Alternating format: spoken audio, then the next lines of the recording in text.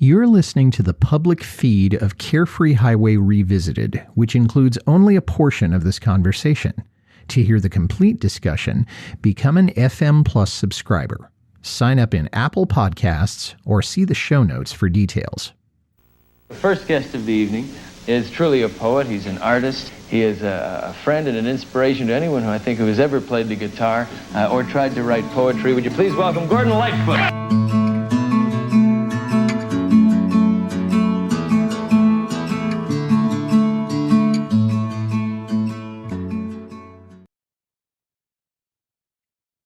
Say what you will, I will miss you, my friends. Let me move along, for the road never ends. Vowing to live till the end of all time, all the way to the ends of the earth, because I'm waiting for you to say you will be mine. This is Carefree Highway Revisited, the show that celebrates Gordon Lightfoot's music song by song, a proud member of the That's Not Canon podcast network. I'm your host, Mike Messner, and with me today is a fellow Lightfoot fan and a good friend, making her fourth appearance on the show, from Chippewa, Quebec, Adele Chalifou. Adele, it's great to see you again, and I'm glad you were able to make time because I know it is very, very cold up where you are right now. It is very cold. Actually, it's like an El Nino year, so things are not normally as nice as they have been, I should say. We just got snow really for the first time since October, since Halloween, a week or two ago. So it's been actually quite nice, but the lake's not frozen over. It's not as cold as some places in the States I hear right now, but it's about minus 25 last night. So it's pretty cold, I guess. Yeah. Oh, yeah. I was watching a football game 1 or 2 nights ago where it was supposedly, if you factor in the wind chill, it was 27 below zero. Oh, yeah. And as a California kid, I mean, that doesn't register. I mean, we do not weather that cold in the San Francisco Bay Area. Yeah, but that is pretty cold.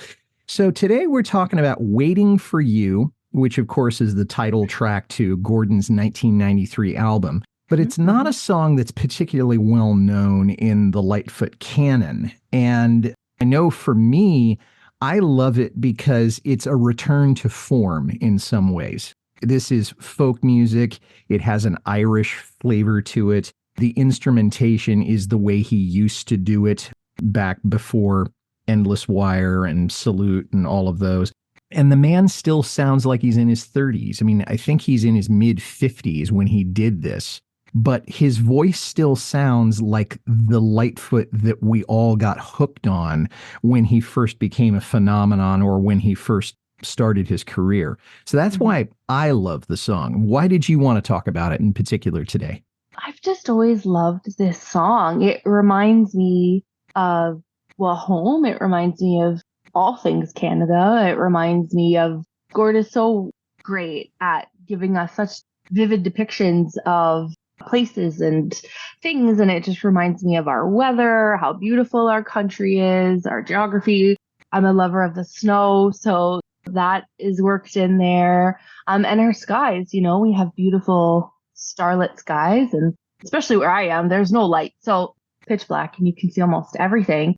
It evokes a lot of images of my own travels across the country, and whether that's driving or flying. And it's sad that this song isn't more well known because I think it's just beautiful, really. It really is a beautiful song, and we'll come back to why it's not well known a little bit later. I think you have sort of an anecdote about this song, though. I'm not talking about when it was originally released, but it does have a special significance for you because of a particular part of your life, doesn't it? It does, actually. Yeah, it absolutely does. I was about 5 when this song came out, so I was a little too young to remember it. But I have a 2-year-old child, toddler, feral at this point. But when I was pregnant with him, this song just played through my mind a lot, and especially the last couple of lines, some soft-hearted lovers whose goals are in sight. My husband and I, we live in the bush on a lake and surrounded by nature, and we would go and sit on the end of the dock and dangle our feet in the water. And I was very, very pregnant at this time, and that line just always ran through my head. And as he touched my stomach and we felt the baby kicking and all that stuff, it just reminded me of that line. It was just so poignant, whose goals are in sight. I was set to have my son anytime. And it's just such a personal song and feeling. And I always think of that. Whenever that line comes on, I smile a little bit. Thank God I'm not pregnant anymore, but it brings me back to that time. Yeah, the pregnancy probably had aspects that weren't all that fun, but I can certainly understand why you wanted to talk about it, because it really does come to the heart of who you are as a Canadian and also as a mom with that particular line. Besides sitting on the dock with your feet in the water, is there a particular setting that you think this would be perfect to listen to?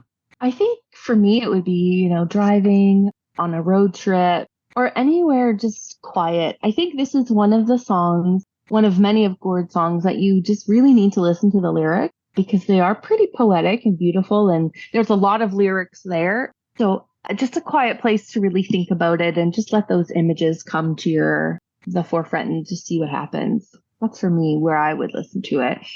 For me, it's one of the relatively few songs where there's no specific time, place, activity that's conjured up for me. Now, part of that is because it doesn't have the same kind of deep resonance from me as it does for you. But this is a song that I think I could probably listen to on a hot summer day driving through the Central Valley, or on a rainy day here in California, or on a plane heading east somewhere.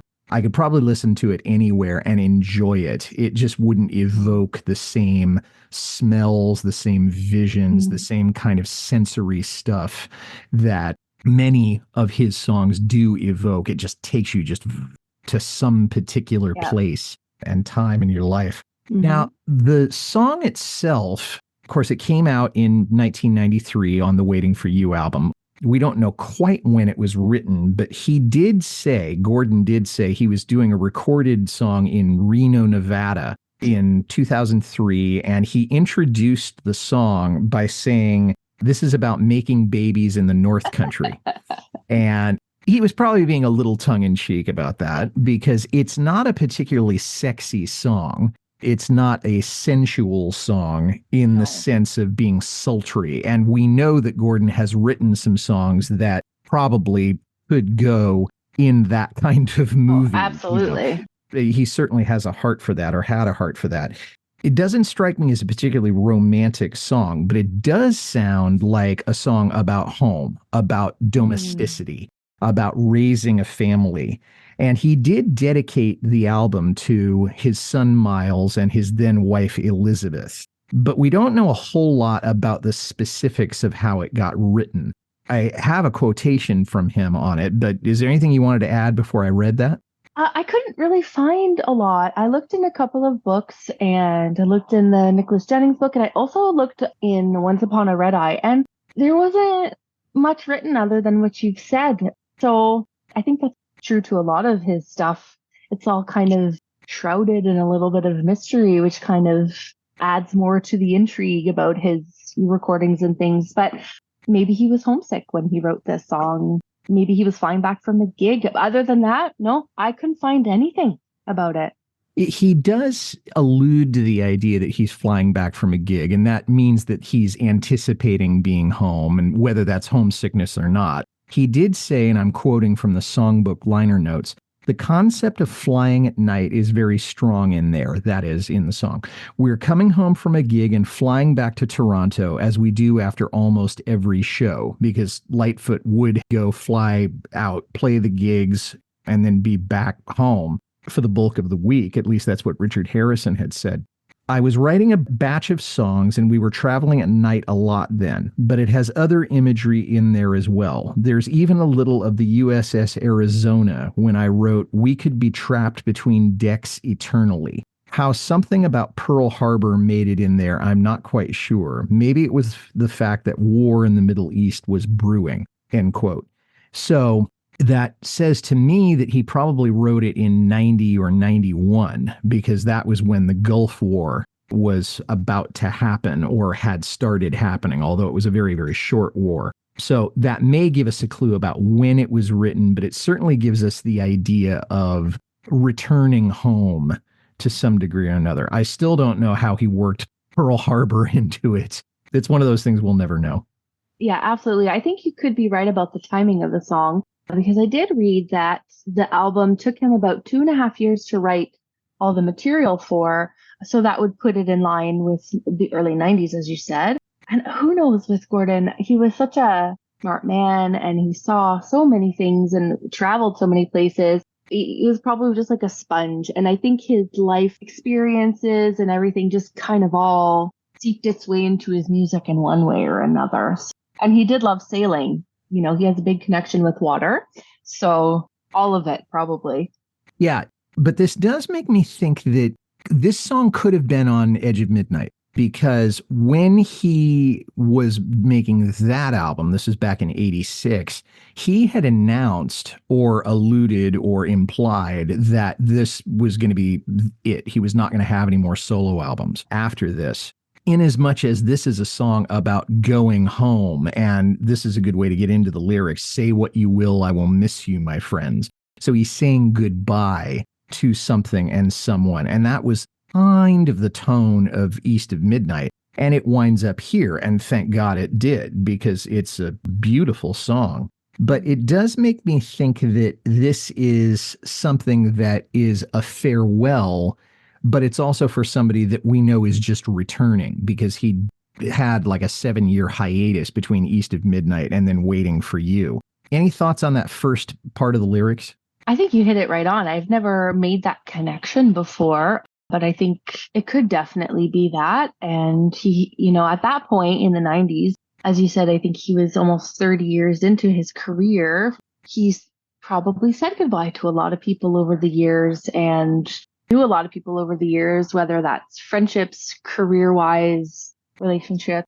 So it could be that. To me, it also makes me think of his constant touring and being on the road. And I mean, he toured right up until the end of his life, really. So one place after the other, after the other, after the other. You know, that connection with the audience, I think, is something that us mere mortals don't necessarily understand. You might look at them as friends after. So for me, that's what it brings into my mind. And it also makes me think perhaps it could be analogy for him growing as a person, because the 90s Gordon wasn't the same as the 60s and 70s Gordon, that's for sure. So it could also be that code for him growing as a person in every kind of which way as well. So it's a deep line. I don't think we'll ever know exactly the root of it. But it is a beautiful way to start a song. And you're right that every audience that he performed for, at some point he had to say goodnight. I got to go to sleep. Our time is up. We got to go. It's late, etc. So along with the joy of performing, there's also the reality of the curtain's got to fall. The audience has to leave. So there is a certain goodbye to it. Vowing to live till the end of all time, all the way to the ends of the earth, because I'm waiting for you to say you will be mine. So now he's talking to one specific person, and it's ostensibly his wife, Elizabeth, at the time. Mm-hmm. It sounds like he's concerned that she won't be his. I don't know how long they had been together. We don't really know when this song was written. So I'm wondering, why do you think he has this concern? I'm not sure. I think ultimately he was such a hopeless romantic, and romance was, I think, always played huge on his mind. This is definitely in his music. Maybe he was a little, I don't want to say worried that maybe she would leave him, but not a lot is known about Elizabeth Moon. I have seen a few pictures and she was absolutely stunning. She was just, oh my God, she was beautiful. So maybe that could have played into it. And I know there was like a 20 or so year age gap. So maybe that played into it a little bit, insecurity. Maybe he was just hoping that they were going to be together until the very end. He had his fair share of quite tumultuous relationships by then. So maybe it was just him kind of being hopeful in a poetic way. Yeah, or he had been burned so badly. He'd been married once, that didn't work out, and he'd been burned badly in romance that maybe he's thinking to himself, this is too good to be true. I'm with this beautiful woman who's willing to have my children, et cetera, et cetera. And he's thinking to himself, yeah, how on earth did I get so lucky to do this? I could see that. Yeah. Many long days, many long years, many wrong plays, many wrong fears. This is a quick retrospective of his career at this point. And it's vague enough so that he's not getting into it, but he's kind of saying in so many words, wow, I've had quite a career. Absolutely. Yeah. I think at that point, 30 years in, and being an older man at that point, he was in his 50s, I think, you become more insightful over the years. I know I'm in my mid 30s and I can look back on things in my life and go, oh, I did that, or that was not a good choice, whatever it may be. So he for sure got more insightful as the years gone by, and probably more honest and humble about the mistakes and the things he had been through in his life. That's what it feels like to me he's talking about there, which is so relatable. To say midlife crisis is probably a little bit too easy because that's kind of a cliche, but it is something that men talk about to the extent that they're intimate with each other verbally. They do talk about this idea of that you get to your late 40s, your mid 50s, you've achieved XXX, you've made mistakes with Y, and then you realize I don't have that much time left. And what do I do either to make up for it? What do I do to check things off the bucket list? We know that men tend to live a little less long than women do chronologically. So there's a certain amount of catharsis that he may have been going through at that particular time. Thankfully, he doesn't dwell on it in this particular song, because that would have sent the song into something that I don't want to listen to this. I'm not in this to hear your confessional. That's something for another song. Well, that's all the time we have for here in the public feed. If you'd like to hear the rest of this conversation, along with all of our other extended and bonus episodes, become an FM Plus subscriber. Sign up in Apple Podcasts or at fmpods.com. You can see the show notes for details.